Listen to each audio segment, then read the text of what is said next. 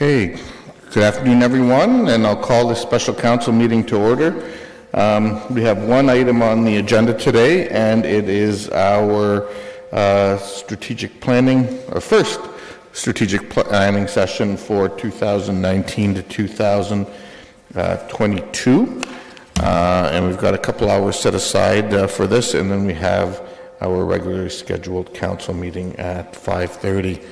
And with that, I guess I'll turn it over to Ms. Dever. Thank you. Good afternoon, Mayor Vrbanovic and members of council.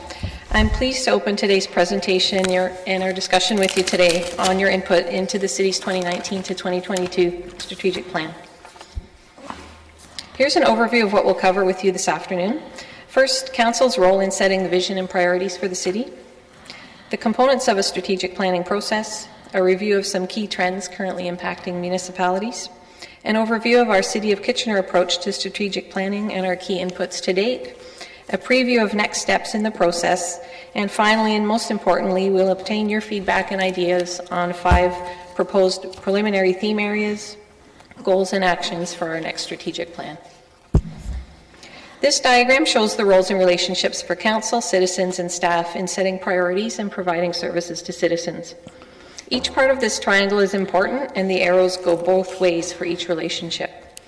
Council, as elected representatives, welcome input from staff and citizens. Citizens share their ideas and aspirations with council and provide input into our strategies. Council makes decisions as a whole in the best interests of the city and citizens, and these decisions include direction to staff on key priorities for each term of council so staff can deliver valued services to citizens. Strategic plans generally contain these elements: a vision of our desired future, a mission of why we exist, goals outlining what we're focusing on, actions showing specifically what we'll achieve, and success indicators to measure our progress.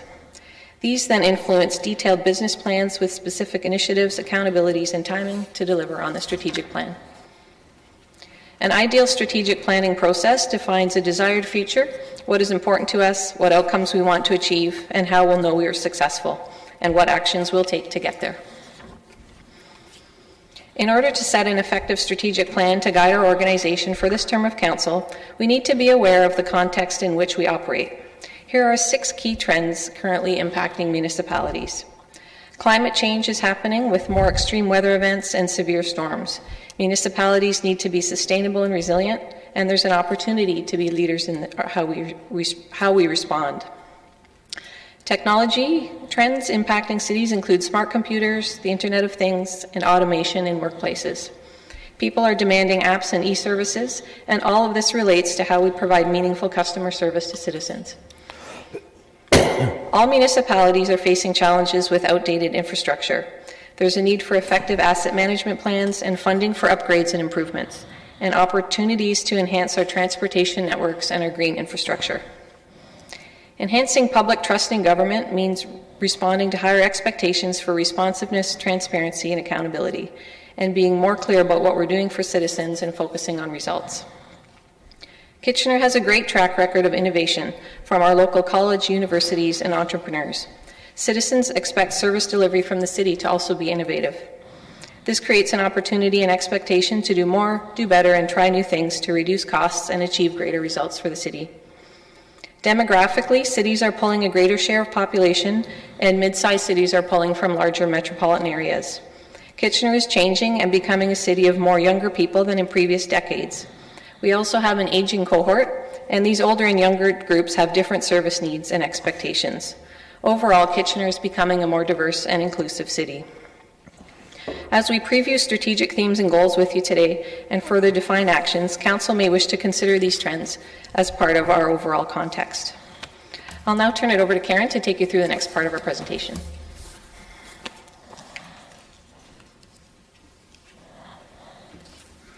Good afternoon, members of council. I'm going to review the planning process that we've followed and provide a summary of what we've heard from the public and the staff on our journey of preparing a strategic plan for Kitchener. The City of Kitchener's first strategic plan was approved in the year 2000. It established our vision, together we will build an innovative, caring and vibrant Kitchener. It also established our mission, proudly providing valued services for our community. We have a tradition of refreshing and updating our strategic plan goals and actions so they are relevant for each new term of council. This timeline shows the work began in 2017 with Council providing direction on the Community Engagement Plan and a work plan. In 2018, we undertook public engagement. In 2019, we will be collaborating on strategic opportunities through additional public and stakeholder engagement on a draft strategic plan. In June, we will be providing Council with a recommended plan for your consideration and approval. At that time, we will also be starting our business planning and budget process to reflect priority actions to implement the new strategic plan. In 2018, we spent considerable time seeking to connect with the public, with stakeholders and staff to identify interests and actions to address them. Each of these engagement pieces that you see in front of you represents steps in our journey to develop a strategic plan. An important component in 2018 was the Environics survey of 1,005 citizens, where we asked people to look back at what had been done in the existing strategic plan. We received feedback that transportation, economic development, and the environment continued to be very strong interests of citizens. People were also asked their views on the top issues facing Kitchener. Citizens noted social issues such as affordable housing and drug use as new items for the city to respond to. People were also asked what would make Kitchener a better place to live. People responded, telling us increasing park space, trails and bike lanes, improving traffic and transportation, and addressing housing and homelessness. Kitchener is unique in having a citizen advisory committee focused on ensuring the public is engaged in developing the strategic plan. It also has the responsibility to evaluate how well we're doing in implementing the strategic plan. Compass Kitchener dug deeper into the findings from the Environics survey through 4 community workshops, a meeting with representatives from all the advisory committees, and a public online survey.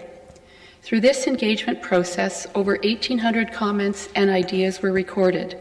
Economy, environment, and inclusion were the top 3 in receiving the most number of responses, closely followed by communication, which included people's customer service suggestions.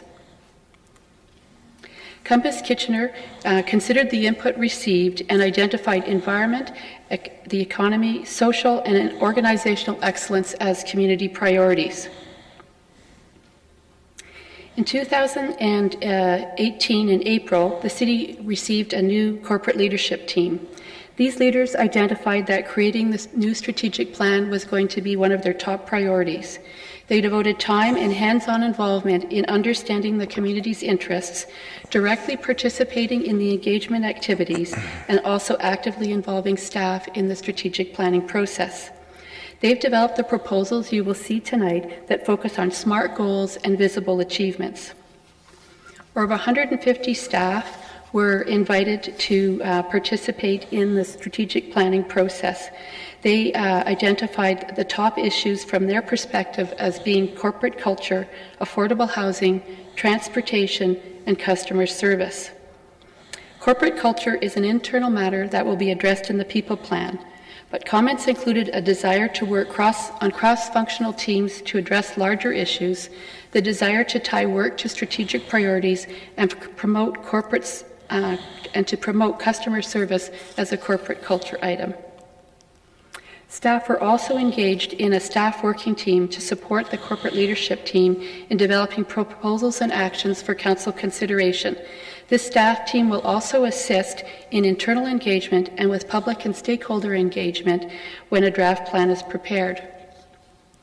Recently, last week, the corporate leadership team worked with Compass Kitchener to jointly hold a meeting to gain ideas on how we could improve the evaluation of the new strategic plan, and also to preview the preliminary draft goals and some example actions with them. So all of this work culminated in the following five preliminary themes: safe transportation, environmental leadership, growing economy, caring community, and customer service. We've worked with staff from the region and all local municipalities on understanding what each is developing in their own strategic plans. I'm delighted to report that on our journey, we've seen great alignment and worked to ensure that the issues raised by the public in the initial Environics survey that were investigated further by Compass Kitchener, that were reviewed by staff and checked with the All Advisory Committee, have captured what is relevant and what is timely for the public. One of the participants at the recent All Advisory Committee commented that he wondered what we would be bringing back after we met with them in June. And he was thrilled to see that staff had really listened and captured what the public wanted Council to address. Dan will now take you through the preliminary SMART goals and example actions we've developed for your review and feedback.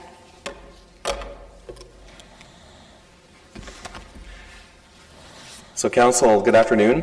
I have to say I'm very encouraged, as Karen's alluded to, the alignment that we've seen all the way from the Environics survey, that golden strand that's run through the whole process that we see reflected in the 5 priorities that are in front of you today.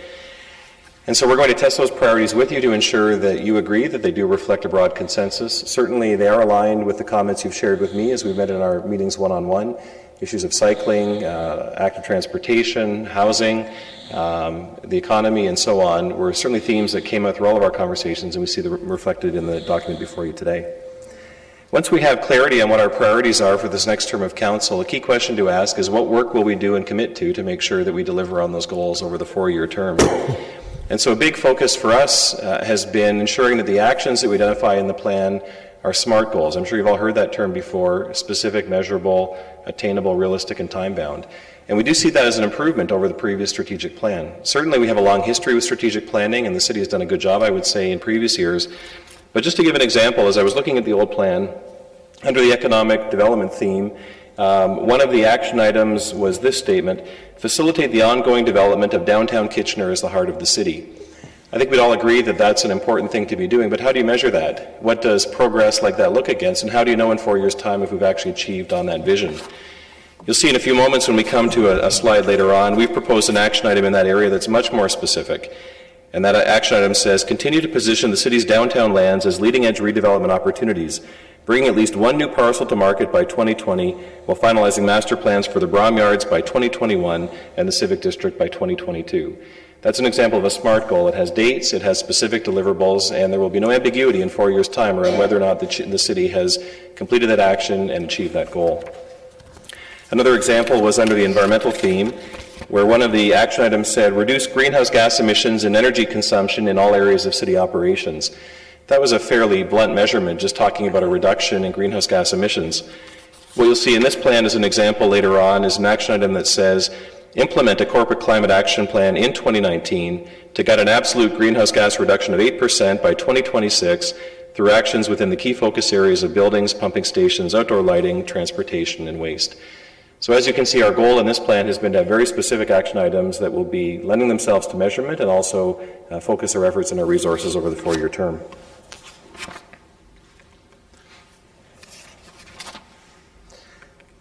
So I'll draw your attention to pages 5 and 6 of the staff report, because that's where we'd like to focus much of the conversation with Council today.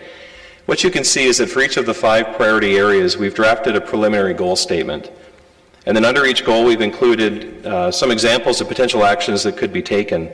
And in the final version of the plan, we would envision that with each goal statement, there might be 3 to 5 actions that we would specify in each area.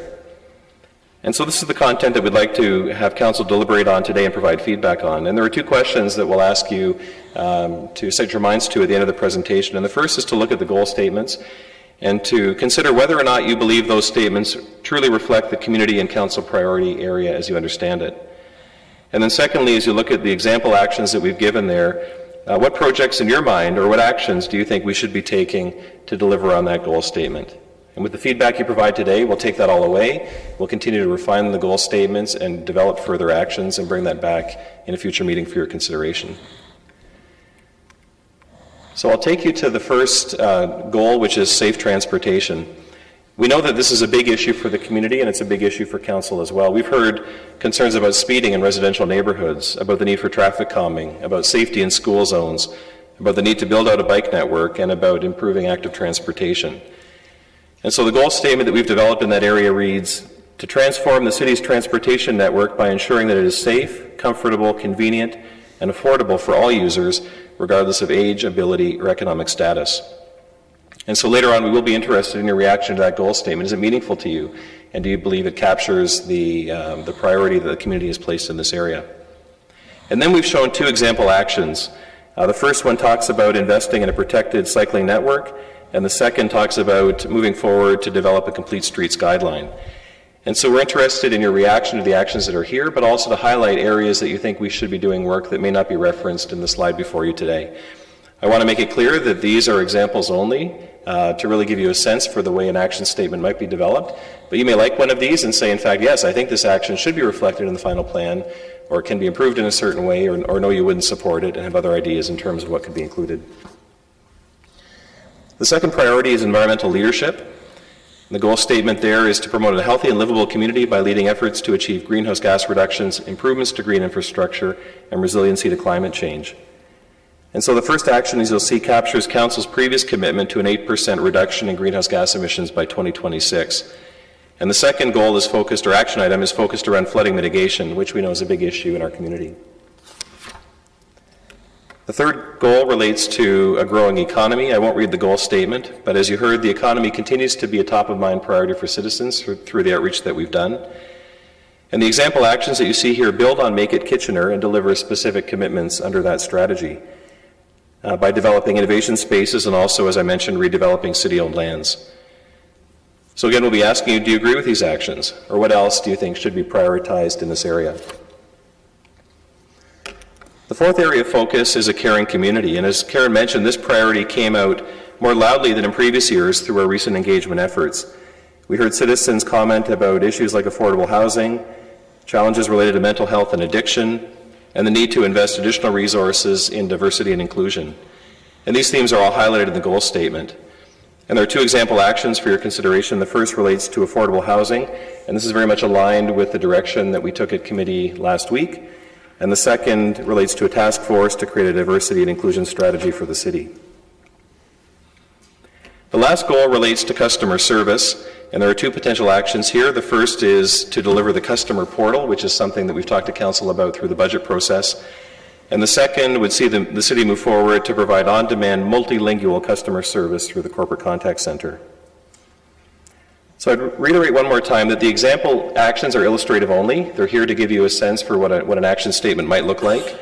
We do think the ones that are here in front of you today are good ones for the final plan, but we're looking for your feedback on them, how they could be improved, but more importantly, what additional actions do you think we should take to support the goal statements?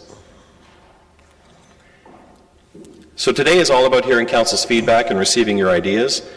Our plans will be to take the feedback that you provide today and work with the staff team over the next couple of weeks to refine the actions and develop a full list of them to bring back to a meeting at the beginning of April. We'll review that draft with you on April the 1st and then go out for public feedback prior to finalizing a draft strategic plan, which we plan to present to you in June. And as was alluded to, this plan is important because it will guide future budget decisions and future business plans. But the other point I would make is that we don't need to load everything into this plan. This is really about understanding what are Council's key priorities, how do you want the city to look different in 4 years' time, and where should we place emphasis. There's lots of other core service that will continue, and those things will be reflected in the business plan. And so we'd encourage you to be focused and specific in terms of the actions that you think staff should be taking.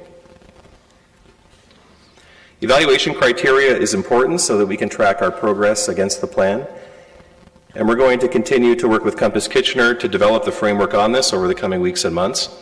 One of the things we want to do is look carefully at best practices and widely used frameworks to see how they might be applied to our plan. And 3 that we're looking at this point are the United Nations Sustainable Development Goals, the World Council on City Data, which is a measurement framework that supports the SDGs, and also the Canadian Index of Wellbeing, which is the measurement basis for well-being Waterloo Region. And so we believe that there is some utility to those tools, and we'll look to see how they can be leveraged through our process. So that brings me to the end of the staff comments. We'd like to now turn it over, Mr. Chair, to Council to hear from you. There are two basic questions in front of you as you look at pages 5 and 6. And the first question, if I paraphrase it, really asks you if we're on the right path with these goal statements. In your mind, do they reflect the broad priorities of this council and the community? And then secondly, we've given you some sample actions for each goal. What actions do you think we should be taking to deliver in these 5 priority areas? And so again, 5 and 6, pages 5 and 6 contain all of the information you need, and I'll leave these questions up on the screen for the discussion. Okay, well, thank you to both of you for the presentation, and I think maybe just before we go into questions 1 or 2, are there any questions about the presentation that folks have? If not, then we'll go, oh, sorry, Councillor Singh. Thought I had pressed the button and realized it wasn't red. So I do have a question about the presentation, and so for Mr. Chapman, and my apologies for having to step out during your presentation. I have a sick child at home and may have to leave again. So if you've shared this already, please excuse me, and then you can advise if you have done so. Did you go over preliminary of what the strategic plan, how it was coordinated in the previous term of council, as opposed to the way we're doing it right now? Was that shared? Mr. Chapman? Through the chair, no, we didn't touch on that. What I would say is that the fundamental process was similar in terms of the work that staff did with Compass Kitchener to develop the engagement process and then to engage the advisory committees, staff, and the public to solicit ideas. I would say the significant change to the process this time is the focus that we're placing on having SMART objectives so that they can be measured, and it's very clear what action will be taken by who and by when. Yeah, no, that's great that there would be smart agendas and there would be a reflection and at the same time good metrics to see how the success of those projects are carried forward. But the importance of what we're doing today, in my mind, is setting a priority by this council, elected by the citizens, so ultimately the will of our citizens going into the next 4 years. And the reason why I asked if you shared of how the process was different or or similar or what we're doing this time around compared to before is, in my impression, I found the previous process quite helpful because it allowed a free-flowing exchange of ideas where everything got put on the table and then allowed council to wage their interests and by ranking the priorities that they felt based on what they've heard from their constituents and then ranking them, and those end up being flowing to the top, and that's where the importance was based over the 4 years. This time around, what I'm seeing, and you can advise if I'm incorrect in this assertion, is we're being funneled to a certain direction where we have set priorities of the 5 that you outlined, and we are basing our planning towards those, as opposed to a very different issues or ideas that we may have that may fall outside of them. If you can respond to that.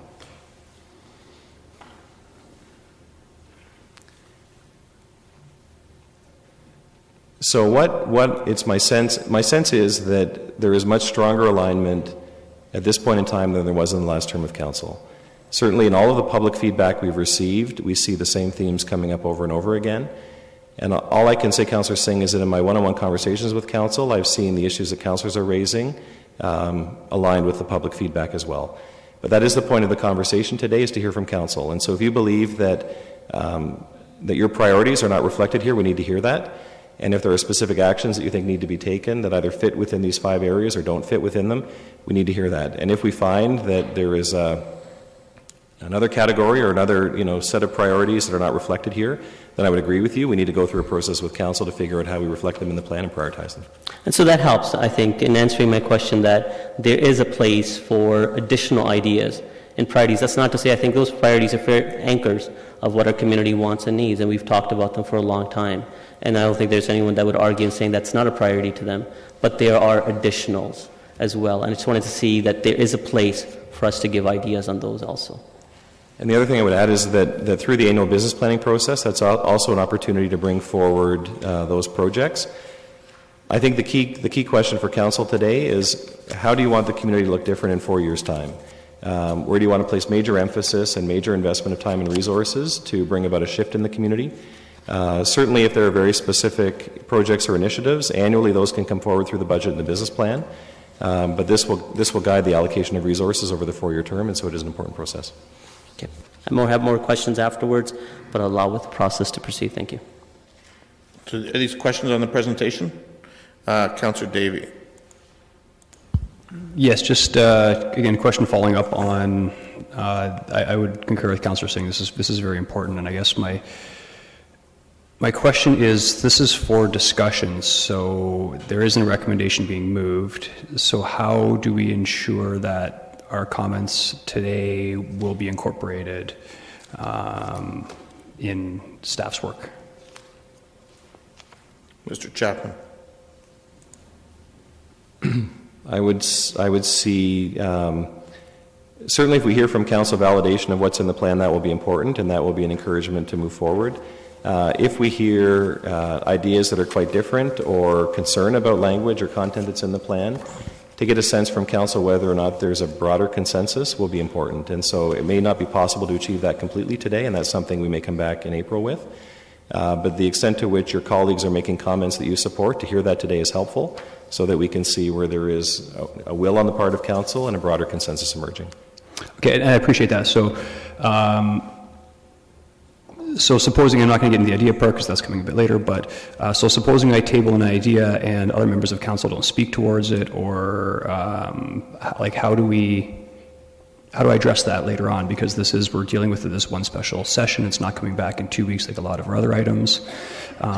So how would you gauge consensus then?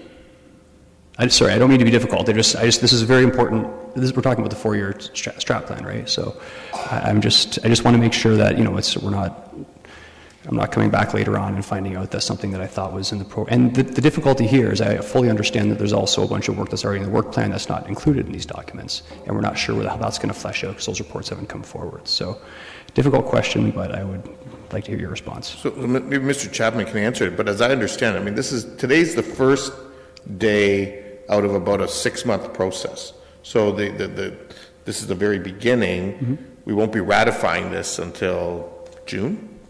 Correct. Yeah. So I don't know if that helps a little bit, but Mr. Chapman can... Okay, so what will we be ratifying in June?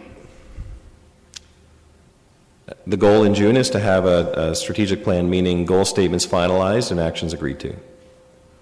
Okay, so between now and then will be our opportunity to get things on the floor, and then in June might be a more appropriate time to say, I don't think we've done, as an individual councillor, I don't think we've done enough in this one area. I would like to move a motion and see what the consensus of council is. So I think in the April meeting, we'd like to start to converge on where there is a consensus with council.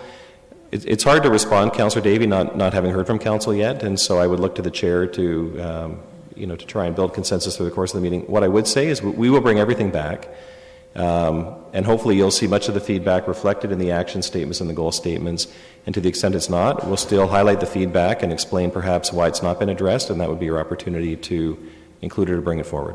Okay, thank you. I don't mean to be difficult, I just needed that clarification, and I don't want those comments to imply that I think there's a lot of good work in this, but we'll get to that later. Yep. Councillor Schneider.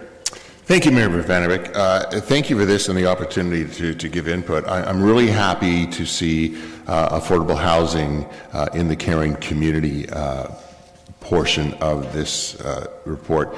And I see that we are going to create an affordable housing strategy by 2020.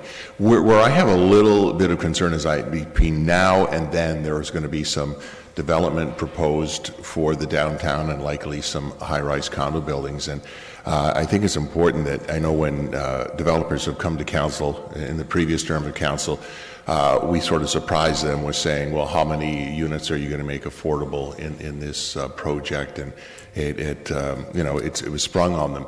I'm wondering if we can, begin discussions with the development industry. So while this housing strategy is being created, that we are still able to make sure that there are affordable housing units within some of these larger condo units. And Mr. Chair, I won't respond to the question directly. I think that's the kind of feedback we're looking for today, or the issues to be tabled. And so, I'll take it more as a statement than a question. I think, to your point, it's something that we can take back and consider how we would reflect that in an action plan and report back when we come back in April. Okay, that'd be great. There's some sort of great that we're doing this vision, but if there's some ongoing and in the meantime kind of work that we can do to address this, it would be great.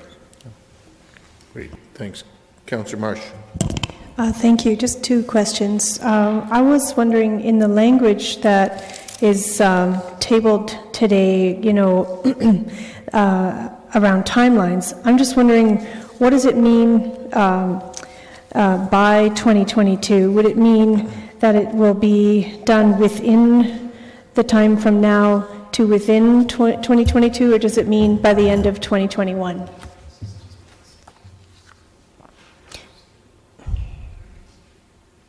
Mr. Chapman?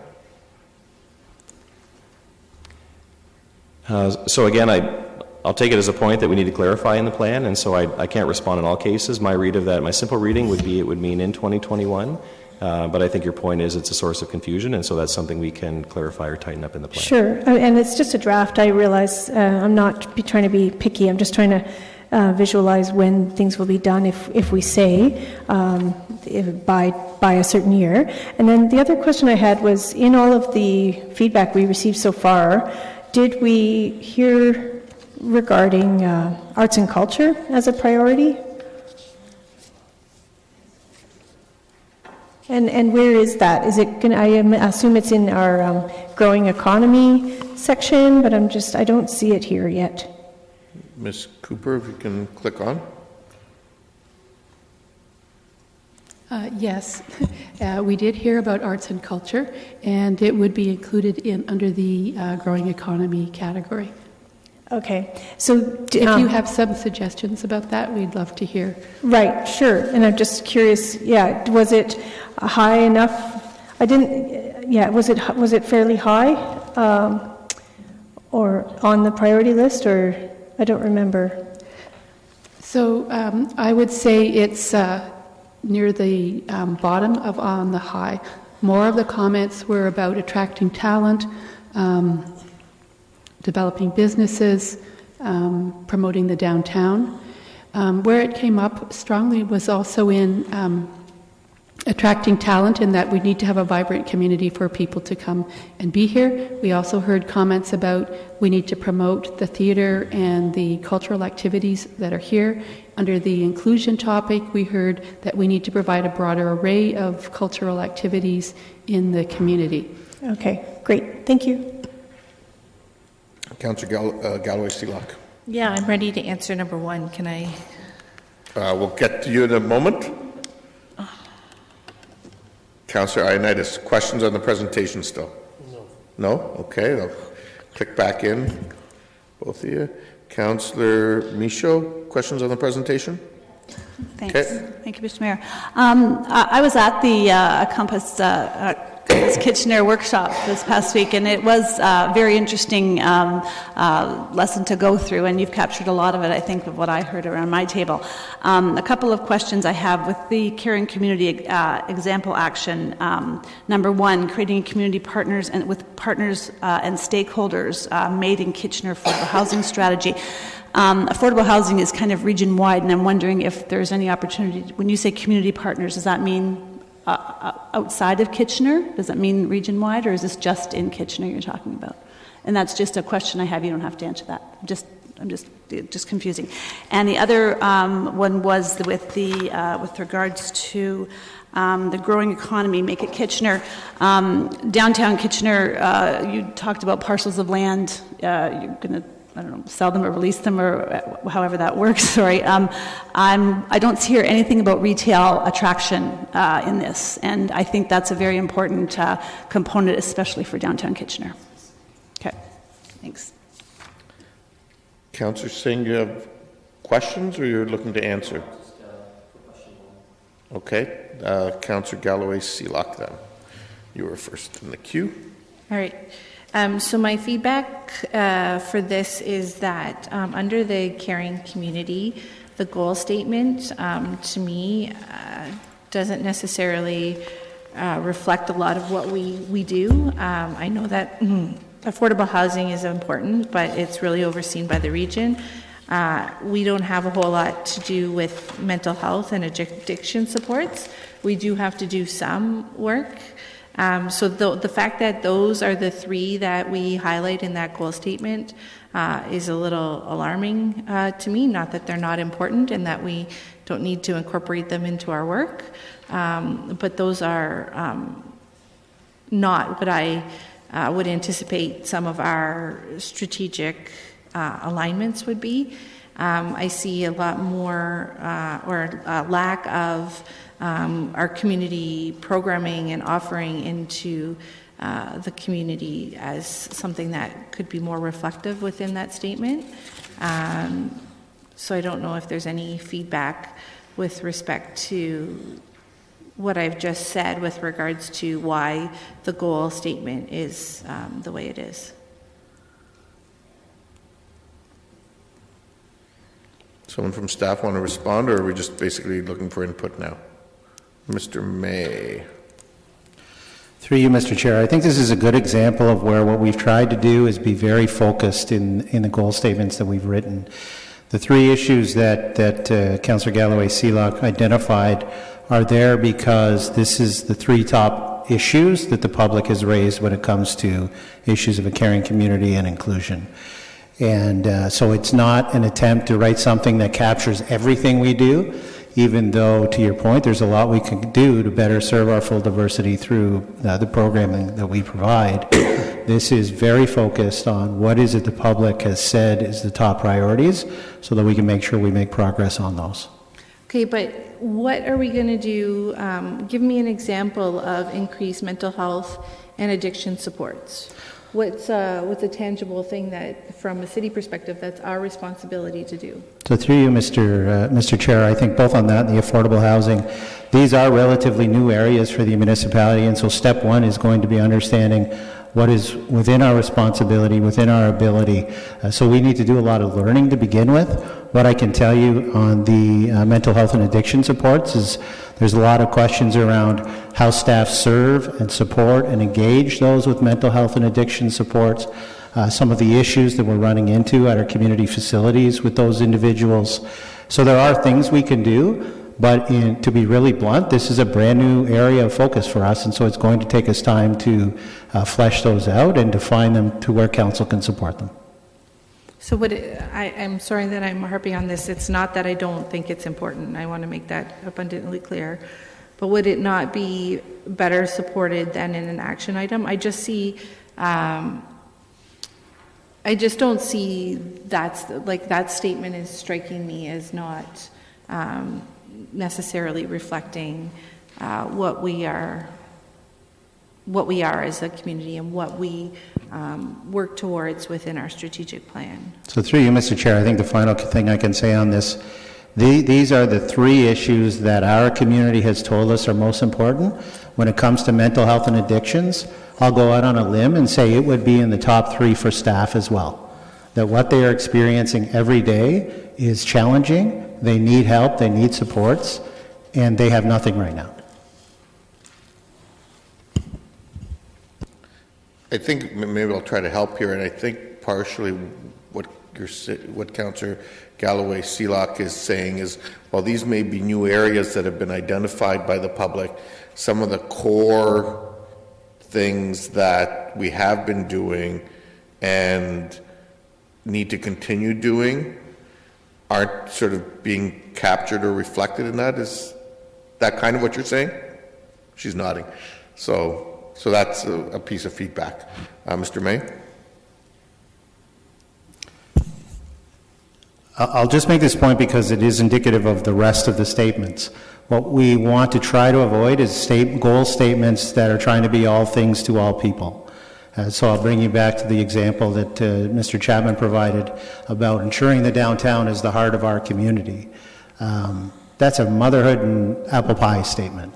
And so we're trying to be much more focused so we can drive to results. Having said that, I understand what you're saying. This is brand new for us. Certainly within this, we see sample actions around improving direct programming in our community centers for these types of issues.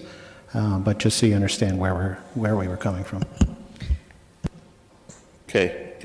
I'll let you finish up, Councillor Galloway-Seelock, and then Yeah, I'm struggling because we have a few strategic items and maybe they just go under actions with respect to in the next 4 years with respect to community facilities, and there's nothing, and that's important, and there's no example actions, and how do we get that incorporated? They're already in the budget, but they need to be a part of the strategic plan in order to make sure that it continue to move forward. It's one area that I'm concerned about, and then I guess I'll bring back in for my other concerns. I don't know if there's any comment to what I just said. Mr. May?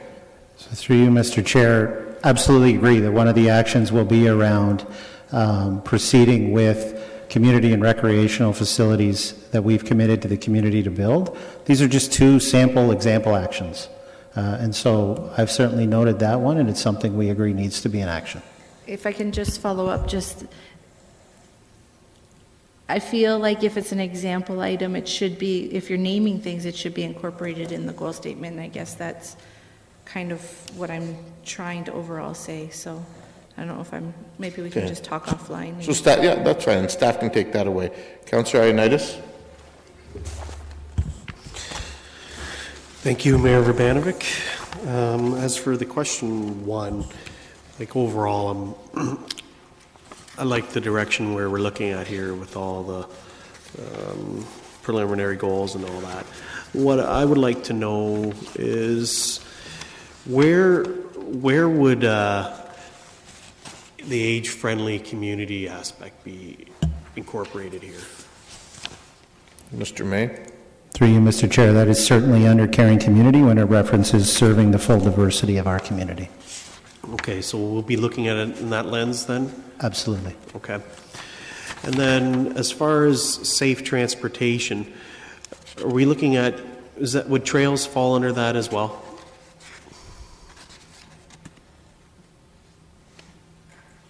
Ms. McGoldrick? So through you, Chair, yes, sir. We know through our active transportation network that both on-road and off-road connections are important. So that would incorporate that as well. Okay, thank you. Councillor Singh. Yeah, thank you, Mr. Mayor. And starting off, I do share some of, I wouldn't say she really outlined a concern, but some exception to the statements as they're outlined. And as I said from my earlier comments, as anchors of what is being proposed, it's without a doubt that these are some things that our community definitely desires and wants. But my concern here, and you can answer, could clarify, is are these goals overarching? Are they specific? Would they allow us to be specific enough? So as an example, again, carrying on with Councillor Galway-Seelock's concern with caring communities, I would love to have some focusing on community centers and programming, and that's an aspect of it. Does caring community approach that? Or is council just to expect that would be automatic, or is that something that we have to give direction to staff that has to be inclusive of that category? Mr. May. So through you, Mr. Chair, there is a massive body of work that is our core services. And so providing programs out of our community centers does not have to be captured within the strategic plan. What I would say is if you want to make a transformational change in how we're providing those services at our community centers, that's something we would want to hear about today. Certainly on our business plan even for this year, we're looking at making changes that would achieve what I think you're trying to get at. But just keep in mind that the vast majority of services and time and money spent is on core services, which is not a part of the strategic plan. Okay. But that's something specifics that we can give in through question 2, correct, if you have some additional ideas. And in the first one for safe transportation, can you elaborate for convenient, and I understand convenient part of it, affordable for all users, regardless of age, ability, and economic status? How does affordability come aspect of transportation, or is that you were putting highlight into cycling, where it's if someone can't afford a vehicle that they can cycle through the city? Is that what it's trying to allude to? Mr. Reedman. Oops, sorry. Through the mayor, yes. So even if somebody's using transit, they rely on getting to and from their destination on either side of that trip.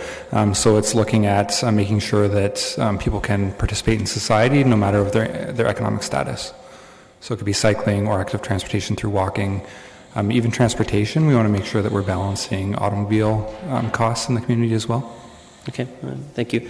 Last thing, although these categories do capture a lot, I think someone had asked a question regarding arts and culture.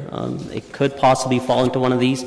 Do we have an avenue of giving suggestion that we could have additional category like vibrant community, which has an overarching kind of umbrella like arts and culture, like this maybe falls in threshold of community centers as well. I think it was initially recommended of having marketplaces and community centers. I don't know how far we went there, where in part that project is, or if it's put on hold. But vibrant communities of, it's just parks, vibrancy of what parks bring to a neighborhood. So that would be my suggestion, something that speaks to energizing a city, bringing excitement through events planning, so that type of aspect of vibrancy. The other is technology. The categories that we have right now, is technology captured in that, of transition, how our community is transitioning with the changing technologies and the availability of it that could improve services and service delivery. Will that be a threshold of importance to our corporate plan through these categories? If not, does that need to be something that needs to have an importance onto its own? And further to that, we've invested significantly to our streetlight conversion to LED, but at the same time they have RFI tech and new technology incorporated into them that has a very range of additional things that could be brought in as a service, and at the same time monitoring and faster response to our customer base. So that's a huge endeavor that we could try to focus on achieving over the next 4 years. Does the plan right now already incorporate that, or do we need to give importance onto its own? Mr. Mayor? Mr. Mayor, I can speak to the first question you had, and I'm not sure if Mr. Reedman can speak to the second, but on the issue of the use of technology to transform our services, that is certainly one of the priorities you'll see in the upcoming customer service work that'll be coming to council, and so it would fall within the customer service theme because what we want to focus on is why use technology. The end goal is to improve service to the customer. So yes, it is included in that theme.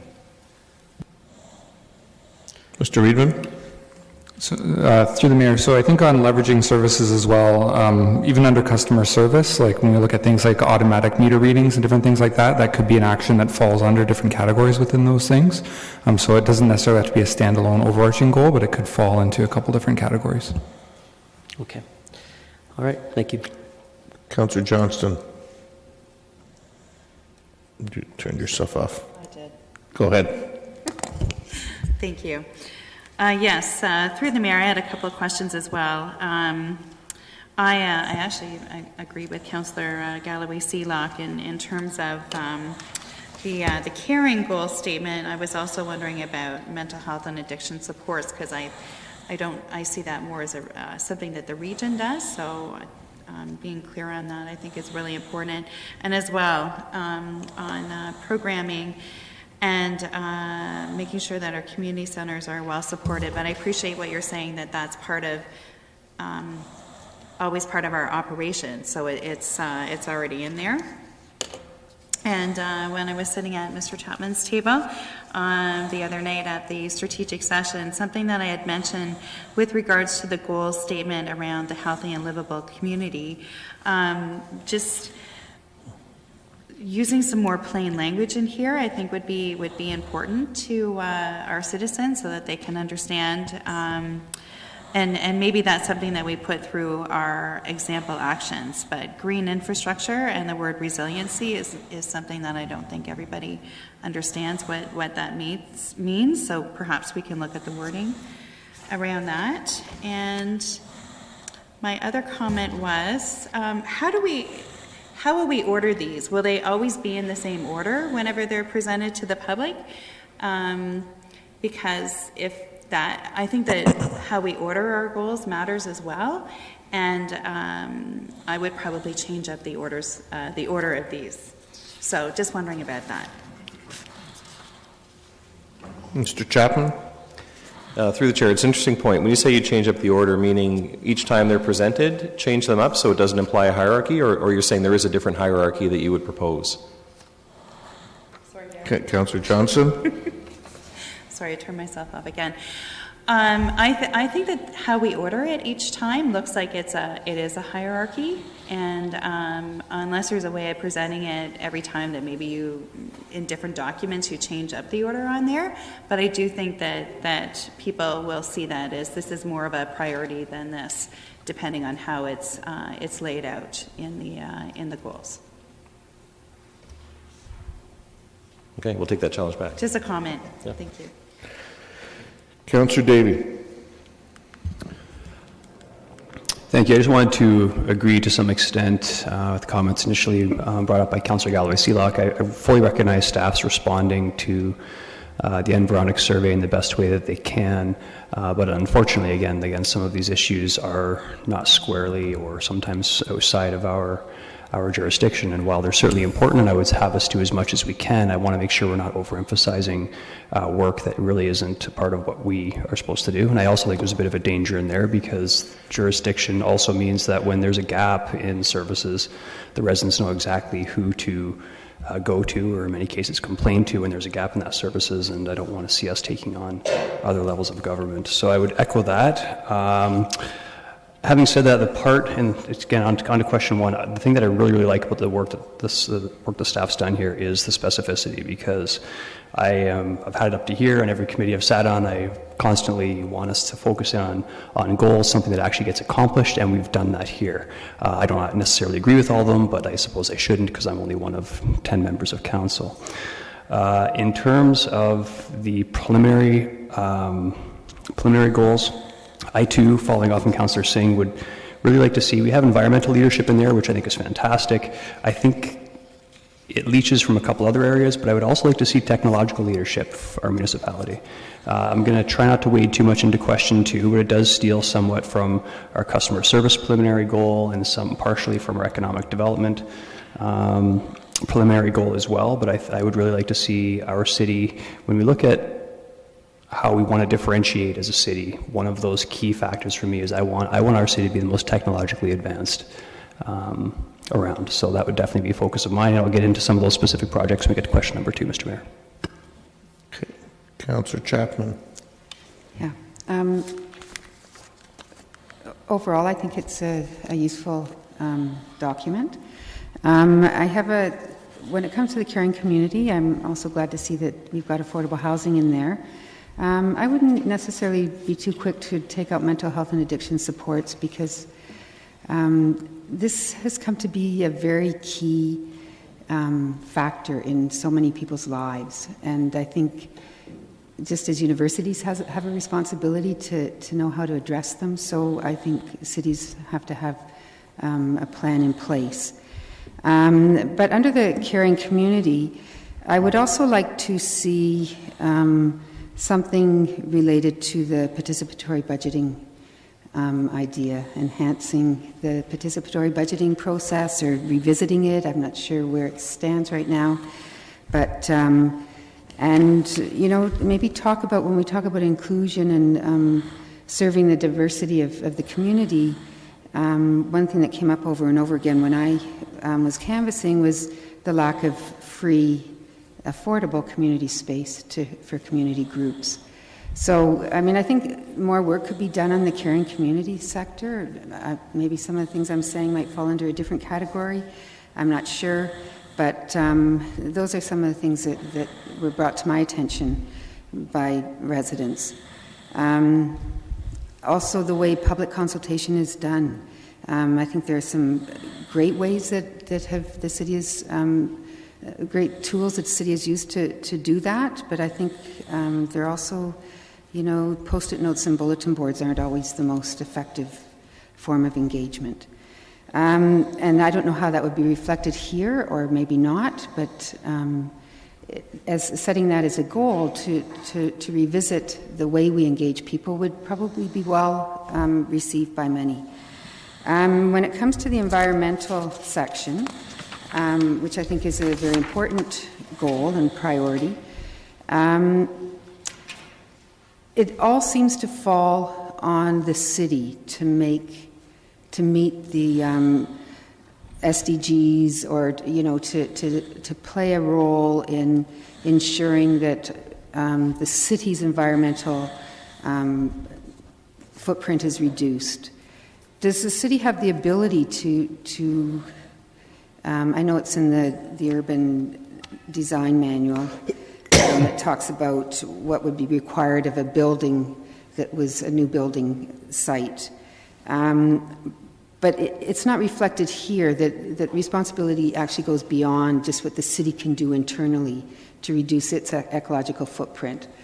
Should we include in here somehow what responsibilities fall on other stakeholders in the community to also reduce that ecological footprint?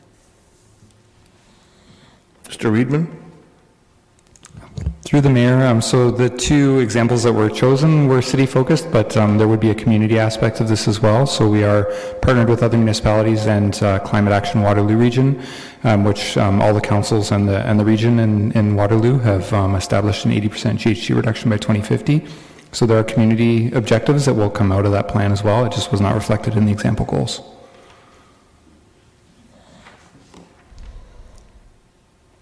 Is that it, Councillor? Oh, yeah. Nobody's going to comment on the caring community part. Okay, go ahead. No, I don't know if anybody wants to respond to that, or it's just information. Mr. May? So through you, Mr. Chair, I've certainly taken notes of the issues that Councillor Chapman has indicated she'd like to see in caring community, something we can take away and consider. Okay, Councillor Marsh. Thanks. I would like to just comment on a couple of the preliminary goal statements. So first off is the first one, safe transportation. I agree with some of the comments that were already made that the word affordable, I think, is in there because the community members probably strongly emphasize that, but that to me that looks like affordable bus passes and GRT generally, and so I think that we should maybe just reconsider whether or not that might be confusing, because people already are confused about whether or not we are in charge of GRT. I get complaints about GRT a lot. So the next one I wanted to mention is I'm very pleased with the environmental leadership goal statement. I'm pleased with all of them. I think that they're in line with the community's priorities generally. And the word or the term vibrant community is sort of just the last, almost like a little after statement in the goal statement under growing economy, and I agree with Councillor Singh that we need to think about highlighting that a little bit more boldly. Under caring community, so there's been some dialogue about the three main aspects of the goal statement, and I would just want to point out that in previous discussions over the last 4 years with the other municipalities, local area municipalities, and the region, I think it's become very clear that our level has a lot of tools at our disposal to support and encourage more affordable housing, and so I really think that there is room for that under caring community. I also think that the third statement, better engage and serve the full diversity of our community, is very much in line with what is within our wheelhouse. The increased mental health and addiction supports is a phrase that I think needs to be reworked. I agree with that. I do think that it is, we do see every day at our city facilities people who are experiencing mental health and addictions. If you're working at one of our downtown facilities, you need to have naloxone training because it's going to be an issue that comes up regularly. So we just need to be aware of that, and I think just the massaging of the wording, but also perhaps moving it down to an action item rather than in our goal statement. I think that would personally that would make me more comfortable. Under customer service, I did note that we do have we have kind of swayed away in our wording about customer service. I think that when we rolled out the neighborhood strategy, we really focused on a citizen-led, city-supported way of looking at things. But in here, it's more looking at just sort of we're trying to provide service. We're the service provider. The citizens are the service receiver, and I think that maybe we should look at if continuing on a citizen-centered approach. In terms of our customer service.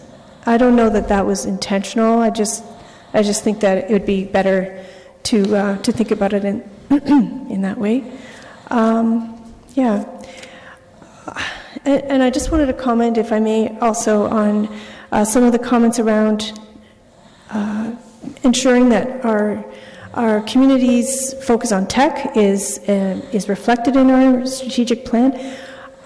We already have the Digital Kitchener strategy that we've approved, and my understanding is that we have tangible goals that are already committed to, and I'm just wondering if staff could comment on that and whether or not there is, sort of an assumption that strategic plans that have already been approved are not necessarily going to be on the table for our strat plan. Or if we do need to ensure that they're in there so that everybody knows that we're continuing to work on the Digital Kitchener strategy. Mr. Chapman, you clicked in a while ago.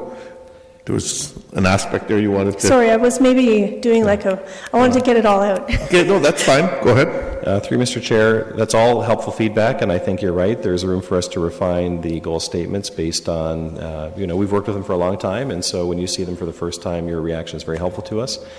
And I do see a consensus emerging, it seems, on the part of Council around the need to tighten up that caring community goal statement to focus more heavily on things that are within our control and make it clear where we're not the driver but are a partner to a process, so we can do that. In terms of transportation, even as I read it myself, I think the last words in that goal statement address the issue that you've raised, where it talks about making it accessible for all users regardless of economic status. I think the point there is that it should support people who have low incomes as well as high incomes, and so the use of the term affordable may be redundant in that goal statement, and so I think that's an easy change.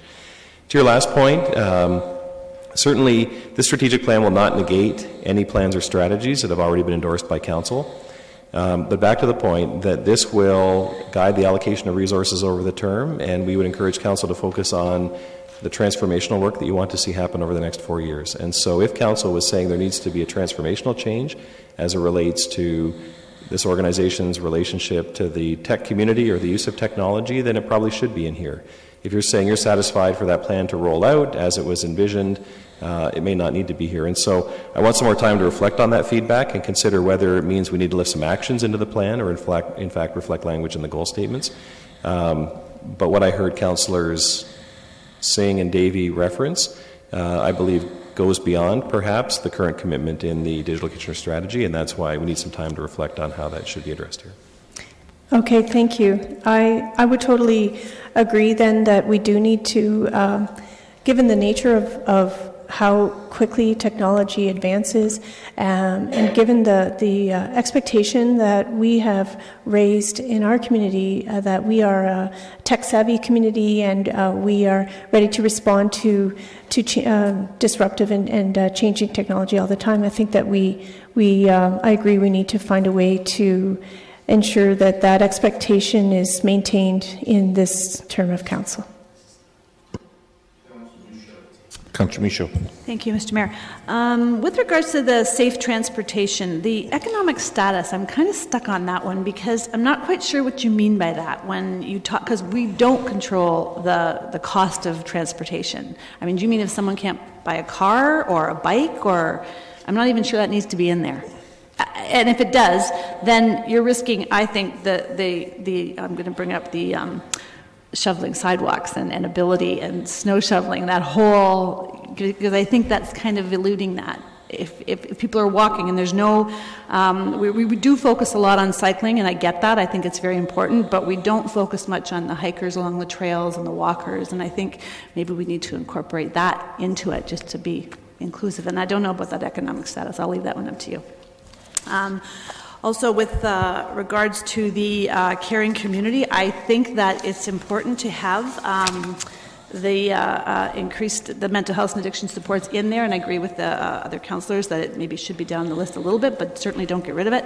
And I'm wondering if I think it was Councillor Marsh talked about the citizen-centric approach. Maybe that, instead of in this customer service, could go up towards the caring community for the neighborhood. You could pull in the neighborhoods, and then it could be more outreaching for communities. Not because this caring community, this goal statement, I think of downtown Kitchener. I don't think of the broader city. And I think somewhere we have to kind of get some words in there so that it feels like it's an entire city, not just downtown.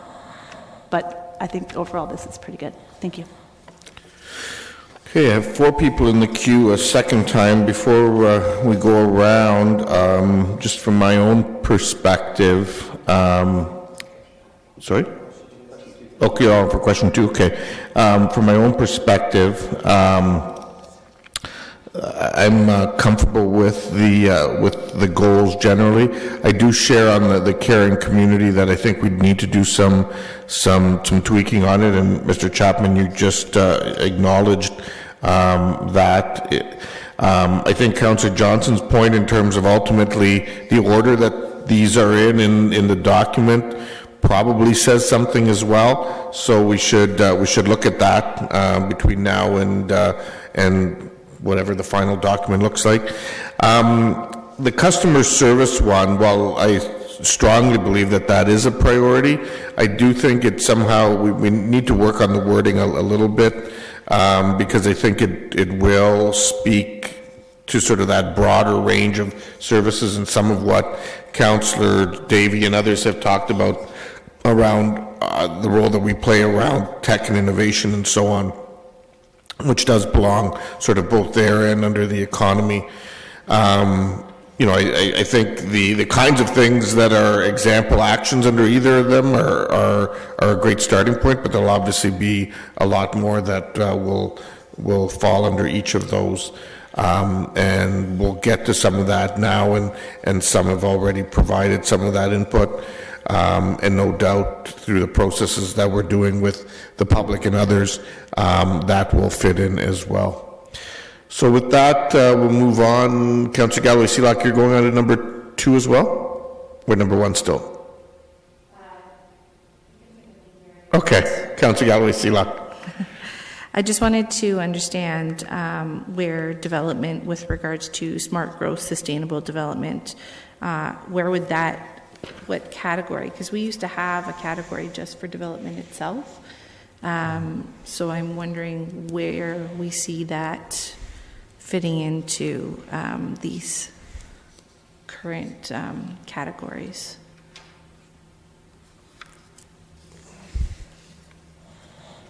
Mr. Chapman. Through the chair, it might help us to respond if you can give us a sense for what work you see happening in that area or what priority you'd like to see move forward there. So it would be around greenfield development with regards to making sure, establishing that we're building complete communities, following secondary plans, that kind of stuff. I know it's partly core, but I think it's important to have it in the document that development is, and that, if we, that we're, I don't want to say open for business, but I didn't say that. But that we welcome new investments. Yeah, sure. But I think that all the development that is happening needs to be incorporated in the strategic plan somewhere. So I don't know if I've answered your question specifically, but it's around, I guess, the growth management plan, sustainable development, smart growth, complete communities. It's all that work. How does that fit in? Where does it fit in? So through the chair, I'm not sure what the reference was in the last strategic plan. We can take a look at that. And not to press a point, but I guess I would ask, what do you think needs to be done differently that's not being done right now, or improved upon, or accelerated? What change do you want to see happen? Well, I want to make sure that our development is all the things that I've suggested, that they're sustainable. So I want to follow through on all the plans that we have, and I'm not sure that we apply all the principles all the time. So I don't know if it's partly the development review that I'm looking for, but I think development needs to be a part of the strategic plan. Mr. Reedman.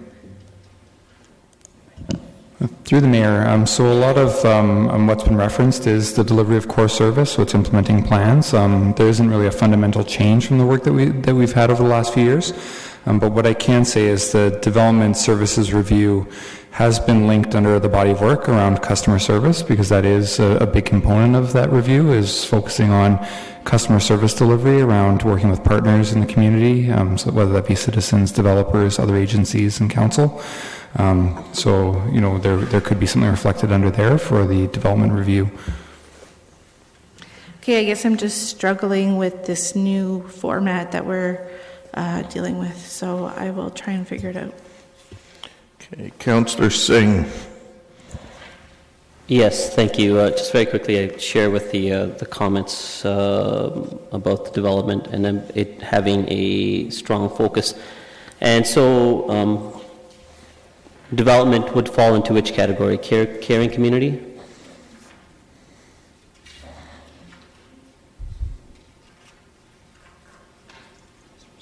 Customer service? Mr. Chapman? And if you don't know yet, the category that I recommended for vibrant communities, perhaps under vibrant communities, because development focuses on change and how our community, the face of it is changing, and I think that's a good preface for it to be there. And on the key comments that Councillor Galloway-Seelock has said on linking all our core strategies towards development into focusing that we're developing right, and we're developing sustainable, and we're developing in partnership with our development community to encourage additional units, which is for economic development. So I'll go from one to one, starting with safe transportation. One area that I would love to see some greater focus in is for autonomous cars. I think that's something that's in the horizon of something that we will have to grapple with. I think we need to start through our planning policies, how autonomous vehicles will be managed in our community for parking, for drop-offs, for pickups in new communities as well as our downtown, and how that's incorporated. So strategy around autonomous vehicles. And the others would be for parks and trails, trails specifically. I think that we've already touched on by various comments about greater focus of our trails network in snow clearing, access of our walkways. And this goes back to development when we're developing new communities, that there are the right walkways that connect into trails that provide a faster, quicker mode of transit through cycling and walking, giving a alternative to vehicular options. So better walkway network in our new subdivisions or in any new area where we have an opportunity to develop beyond what we have already. Additionally, in safe transportation, talking about trails, and I think this touches on environmental leadership as well as caring communities, edible gardens. This is an idea that's been approached by a number of constituents in my ward who are really pushing, encouraging. So which? Edible garden. Edible gardens. Edible forest gardens. That's the terminology. Okay. So having, I just didn't hear you. I'm sorry. I mumble on top of it, which doesn't make it easier. So edible forest gardens, as well as benches along our trails as well. So it's not about just transportation, but it's a recreational facility as well, and so we need an area where residents, more seniors, can sit. In environmental leadership, I would love to see increased partnership with REAP. This is in previous budgets an idea I had approached. I didn't run with it, but I think it's a good opportunity to bring it to the focus again about our stormwater our credits to our stormwater management utility. Perhaps that's an area that we could partner with REAP, where REAP could help facilitate that program, where it can get that word out more. We would have better uptake, as well as it could be an opportunity we could potentially reduce costs as well. The other is for growing economies.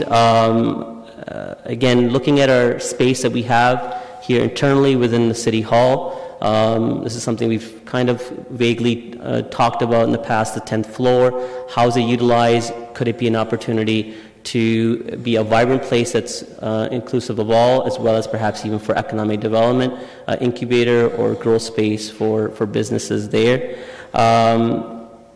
And the last is consolidation of city land holdings. I think we have an opportunity as our city, more demand is increasing in development here, where we have crucial holdings of real estate, where we could broaden that holding. The reason why I mention that is when we have the right type of land holding, we can demand the right type of development there. And on top of it, it's a return to our tax base as well. If opportunities are there, I think there needs to be an increased focus. I got 22 seconds. Caring communities for affordable housing. That's great, that's there, but it doesn't have to be just a made-in-Kitchener approach. I think it's got to be a common sense approach. It's got to make sense that we can encourage it. It comes faster rather than it's something that's dragged into or forced into. That's not the approach that I would want to see. It has to be in partnership with the development community where the incentives are there that we can quicken the pace of those affordable units. And it doesn't have to be affordable that it just automatically, the units are there affordable, but encouraging the supply of rental units, which the market meets that demand. If there's increase or growing capacity of rental units in the market, that overall rent rates will come down. In effect, that rents will come into threshold of affordability for most. I have a couple others I can bring back in. Councillor Davey. Thank you. I'm actually quite happy with many of them, so I'm not going to go through them all. But I just wanted to touch upon some of the specifics for what I'm just going to say for now. Would be under a technological leadership preliminary goal. I look at, for example, the customer service one, and while it's technically the right term, I'm still not 100% sure that our residents necessarily like to be referred to as customers. That's sort of a bit of an issue, so I'm wondering if there could be some tweaking in that. But really what it is, like in our example action one, which is underway, that's really technological advancement is what it is. It is under customer service, but we're looking at leveraging technology to make our customer service the best that it can be. In terms of the broader scope, and I say this often and I'm going to say it again, I do get concerned sometimes. I have sat in economic development for many years, until recently. I get concerned sometimes about how technology is sometimes portrayed as almost like a monoculture industry, like in the same sense that oil for Alberta, and there's a danger in that we need to diversify. That's not true. Technology touches everything from smartphones to autonomous vehicles, as pointed out, to sensors, to software, whether it's productivity software or entertainment software. It is an entire sector of an economy that is not a monoculture. So and the other thing that it attracts investment. Once we're known as a technology center, that's going to attract investment, and everything will spin off of that. So I think that needs to be a constant key focus. And some areas in that, I think we can double down on those sorts of issues. I would like to see our city become a pilot city. I'd like to see us work closer with startups and private industry to drive some of the customer service type items we want to see. I want to see smart water meters. I want to see One of the reasons I'm so supportive of segregated cycling lanes is because I fully realize that in the not too distant future there's going to be electric scooters or some other device that hasn't been invented yet that's going to make use of those lanes. And our LED streetlight network is tailor-made practically to be able to track these vehicles, right? And no one's doing that yet here. So we need to get out there, I think, a bit more. And the last one is, and again, this would technically sort of fall into the whole caring community, is the digital divide. There's still a lot of members of our community that do not have internet access, that they can't afford internet access. And in today's day and age, that is an absolute necessity. And we need to work to make sure that we are doing everything that we can to make sure that every single family, children have some sort of access to the great repository that we have of the internet. Councillor Chapman. Yeah, no, I'm glad you ended on that note, because I was going to say that, technology is fine and very important, but there are many people that don't have access, that don't have those electric cars and whatever. So my actual intervention was more along the lines of, I think I've said what I want is specific projects or actions, but in April when we get the draft, can we have it like before the day of the discussion, like a week before or something? Because this just landed on our desks, and I find it hard to speak to it today. Mr. Chapman. Through the chair, we can try and add some more time into the process. The PowerPoint was delivered today, but the goals and action items were with the staff report that came out last week. But I appreciate having some more time may be helpful, and so if we can do that prior to April 1st, we will. Councillor Ioannidis.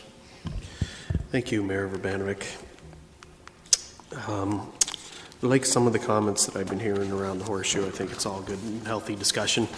Things that I would like to see, I guess, and it's sort of not been really talked about too much, but I would like to see us go in a direction with our public and private partnerships. In particular, how can we form a special task force so that we can build Rockway, or we can enhance all our other community centers faster than what we have in our capital forecast. And I think we can do that if we had a special team that looked into that and actively pursued that. That's something I would like to see. And I think I had another idea for that too, but I'm under the weather and I can't recall what I was going to say. But I would also like to see, with regards to our technology, and I would like to see,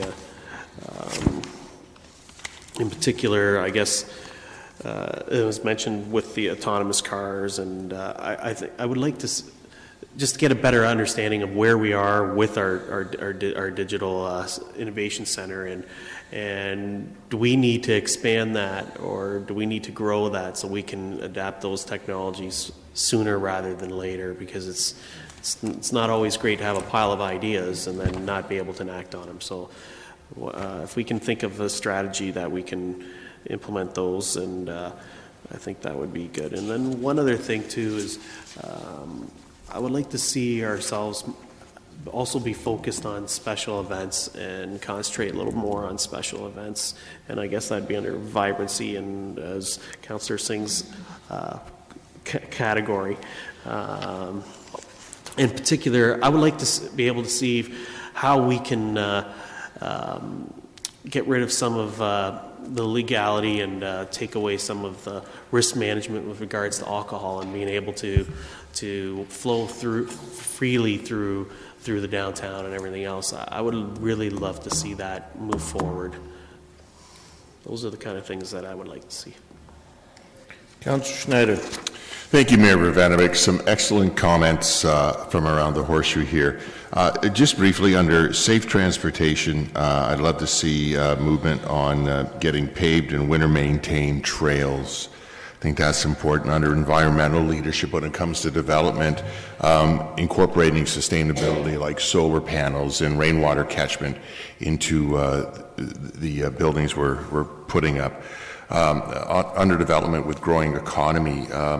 And I know we're already working on this, but I just want to make sure it continues. It's the support for the smaller intensity developers, ones that will take a home and increase it to 3 units or 4 units from 1. Sometimes they run into some confusion with knowing what they need to do in building. And under caring community, it's part of a broader discussion, I think, that's already underway too, with some city support for our community centers. And just think that would be awesome. Thank you. Okay, Councillor Johnston. Yes, thank you. I think a separate theme that I'm also hearing come up is the idea of partnerships, which might go all the way through all of these different goals. So I really like what Councillor Davey was saying about, and Councillor Singh about looking at the tech sector. And I think whenever we do that, we look at our startup community. But also, we're so lucky to have the post-secondary institutions here that we have that are doing so much innovative work and research in these areas. And for us to capitalize on some of the work that's being done here, I think sometimes we don't do as much of that as we could be. So that would be really important. I love the idea of partnering with REAP. I can't remember who said that. I think that's a great idea under the environmental leadership as well. In terms of an action that I see under the environmental leadership one, I would love us to really look at the urban forestry piece and not only making sure that we're planting more trees on our public land, but looking at some protection for private lands, which have very, very important a very important piece of our urban forestry canopy is on private lands, and if there's a way of us looking at how we can work in partnerships with our community members around that. I think there's probably partners that we can come up with for each of these, so I think that that's a really important thing for us to look at. Okay, Councillor Singh. Yes, thank you. So I'll just kind of carry on a couple more I had. I think this probably falls into caring communities as well, an aspect of development, affordability aside, but multi-generational homes. I think that's speaking to one category was the staffing, in part of the staff engagement, it was for demographic changes. When we take a look at the demographic changes, I think the more segments of a community, that's something that they've grown culturally, that's common practice, having a generational home, but also, and when it comes to affordability, that's a necessity for many now. And having planning policies that encourage it or allow it with increased numbers, I think it would bode well. At the same time, I think I already touched on an increased form of allowance for rental units through intensification. And finally, through the customer service, I think through the portal is a fantastic idea. I think it's finally catching up with the time. We need to do it. We should have done it, and I'm glad that's what we're going to do. But there also has to be internal focus on it as well through that portal, which is that portal has to allow feedback continuous. Not some of these ongoing engagements that we have that we don't necessarily always capture the entirety of our community, but just a ubiquitous system that allows anyone to give feedback when they've interacted with a staff member. It can be anonymous, but it allows us to internally see how we're delivering service, how we're engaging with our customer, and sometimes there's always room for improvement.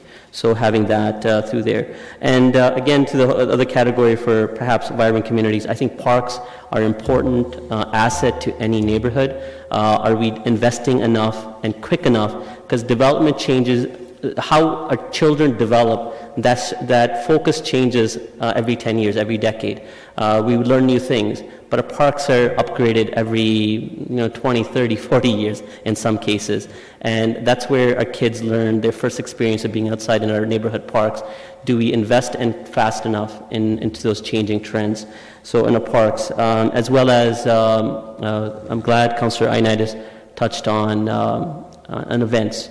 I think what we do in our downtown core for events is great, but I think there needs to be city organized events in all of our wards, where the focus isn't just necessarily on the downtown alone, but there's also a highlighting of our various communities outside the downtown, which gives an opportunity for them to showcase who and what they are and how they, how that neighborhood exists. So city organized events outside the downtown, in our district parks, or in our community centers. Thank you. Councillor Marsh.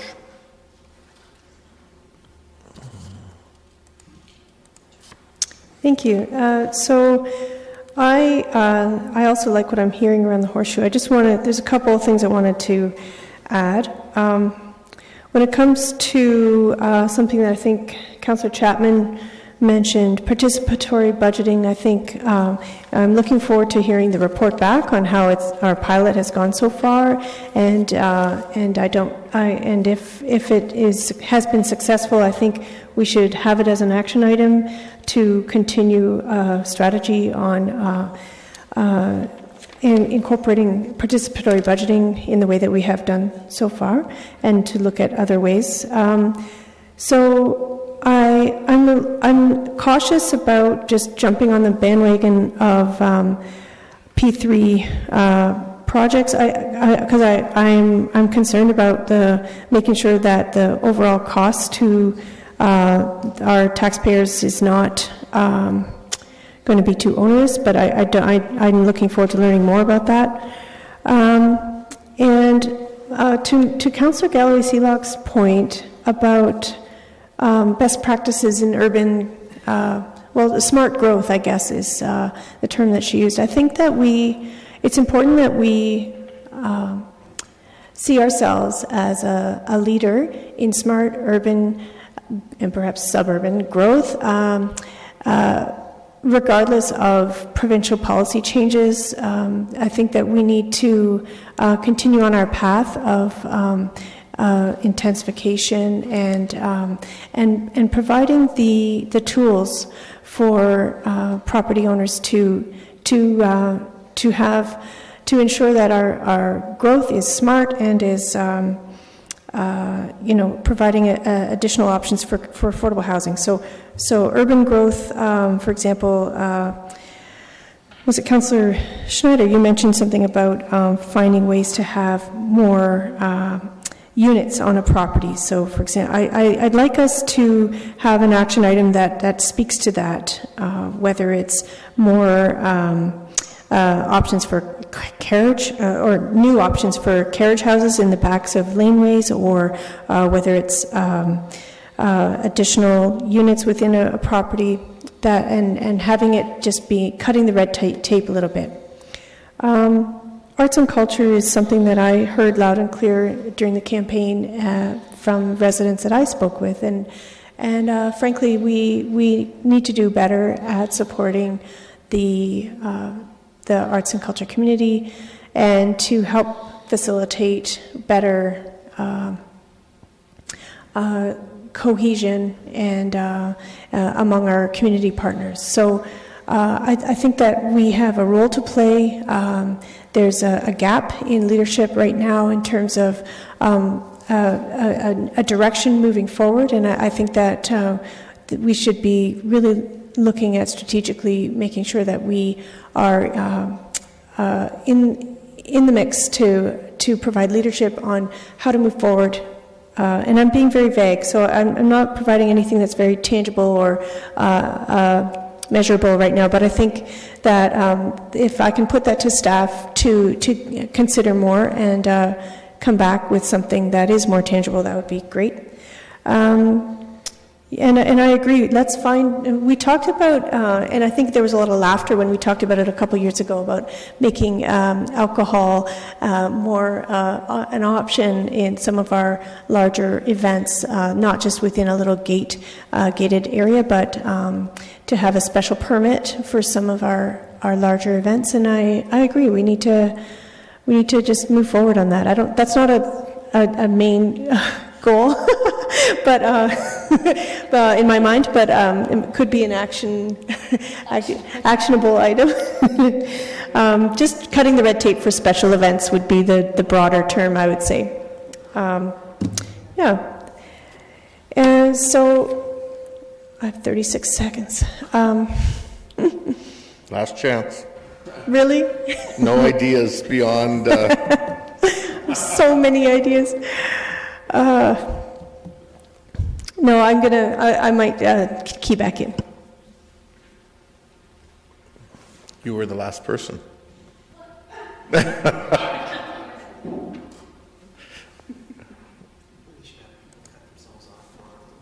Go ahead. Oh, come on, guys. I'm sure that there are lots of ideas that came up that haven't been spoken about yet, but one of them would be under sustainability, we need to focus on downtown waste diversion. Right now, there is no option for composting for businesses throughout the city, and unless they do it privately. And I think that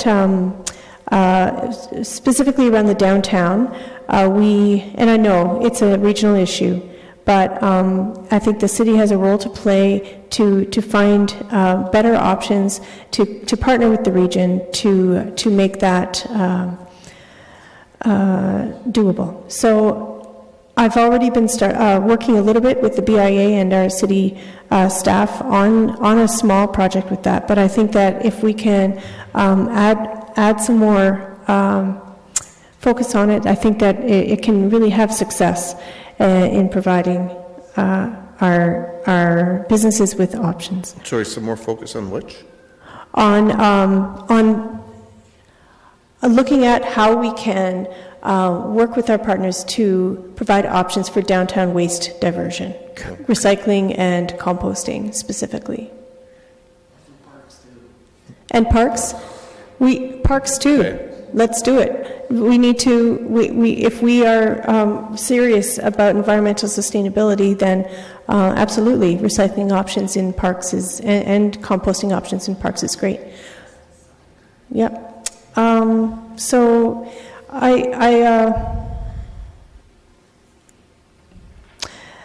somebody mentioned, I think it was Councillor Michaud, about downtown business attraction, retail attraction. I think that we need to have to really up our game on increasing the efforts to bring more businesses in the downtown, and yes, we need to. I heard people talking about around the horseshoe, around making sure that we have more growth in the downtown, but in line with more growth, we also need to be making sure that the vacancies are filled so that we have the vibrancy in the downtown that we are shooting for. So a retail attraction strategy, I think, should be one of our action items, because I really do see that as transformative, and we haven't had a chance to really focus on that as yet. Councillor Michaud. Thank you. I just want to add to Councillor Marsh's comments about definitely retail attraction for the downtown. Since LRT is almost finished, we've actually seen a decline in what's attractions for citizens to come downtown, for reasons for them to come down other than dining. So I'd like to see that. And what was the other thing now? I'd also, yes, and waste diversion. I think that's key for the downtown and for the parks. I'm seeing garbage cans just overflowing in some of the parks at times, not all the time, but at times. And downtown, we're seeing just way too much garbage on the streets, bags on the streets that we have to figure out how to get that. So I would like to see that in the part of it. Thanks. Okay, so that appears to be all of the input that folks have had for questions 1 and 2. As we said, this is the beginning of a process, and staff will take the input away and mull it over, regurgitate it, all that kind of good stuff, and there'll be this incredible document that'll come out the other end after all of the input and everything along the way. If there is anything that, you wake up at 3 o'clock in the morning tonight that you missed and you're inspired, you can get that to staff sooner rather than later, but don't have too many 3 o'clock in the morning ideas, because they'll at some point shut you down. So, in all seriousness, thank you to staff for all the work that has been done thus far on this.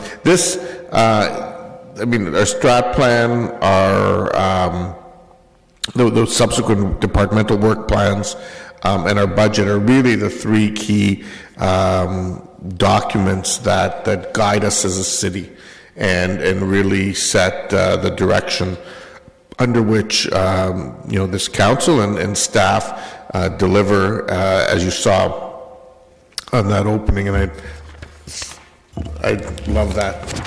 Staff knows I love this chart that's here on the front, but it really is those documents are the governing documents that help guide us as a community collectively in terms of the work that we do to take what is the community's vision and deliver value to them for the taxes that they pay.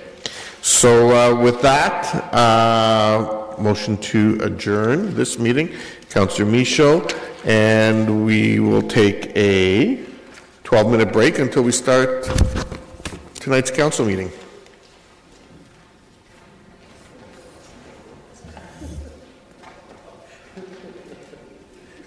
No, we didn't order food today.